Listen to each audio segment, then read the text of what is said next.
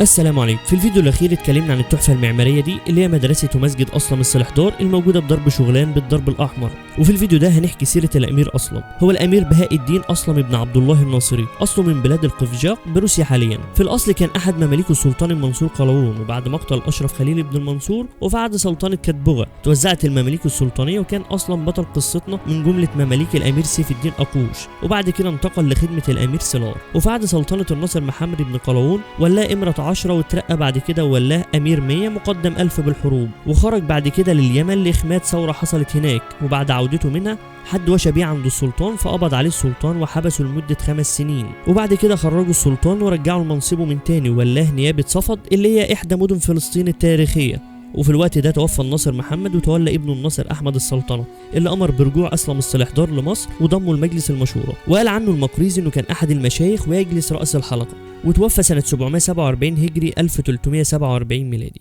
وعشان تعرف اكتر عن حكاياتنا التاريخيه اللي ما بتخلص استنوني في فيديوهات تانية ان شاء الله.